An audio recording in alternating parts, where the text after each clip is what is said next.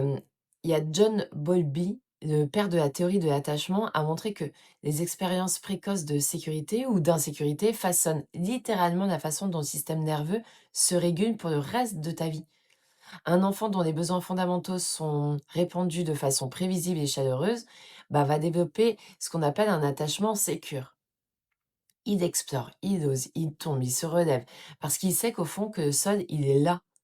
Mais un enfant dont l'environnement était imprévisible, froid ou insuffisant pour lui, développe une vigilance permanente. Et cette vigilance-là, ben, plus tard, va ressembler à soit la procrastination, du sabotage, un manque de motivation, alors que c'est juste un système nerveux qui fait son travail, qui te protège, qui attend de sentir que le sol est suffisamment solide pour avancer.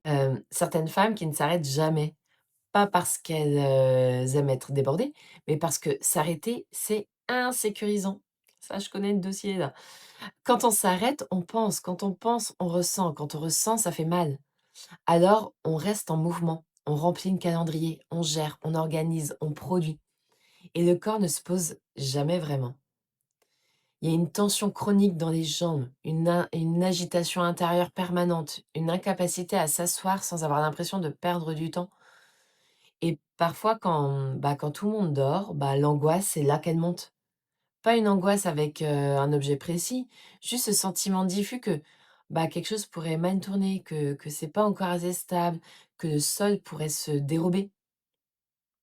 C'est pas de l'anxiété pathologique, c'est un chakra qui cherche désespérément à trouver le sol. Il y a autant de façons de dire: «J'ai besoin de me sentir en sécurité».